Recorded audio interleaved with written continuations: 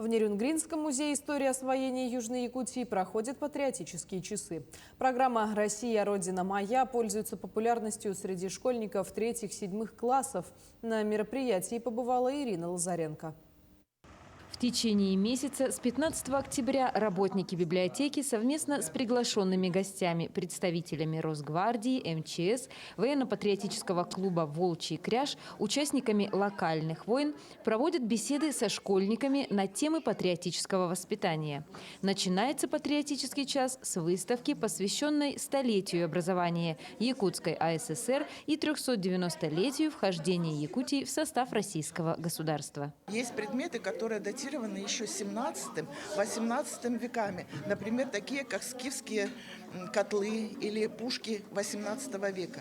То есть можно по всем этим экспонатам проследить историю нашей республики. Как она зарождалась, эта история, как протекала.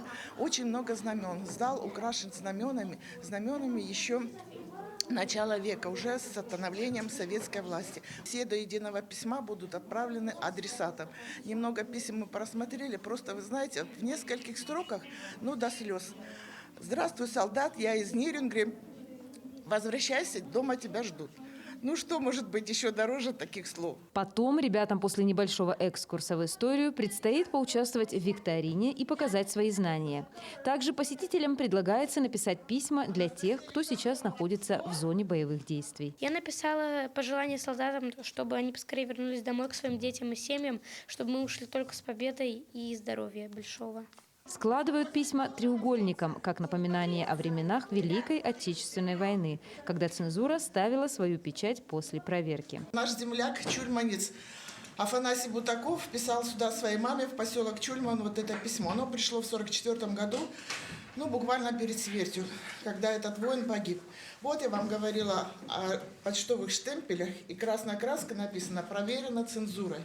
Вот такой треугольничек. Даже, смотрите, адрес, к сожалению, написан был карандашом или чернилами и выгоревший.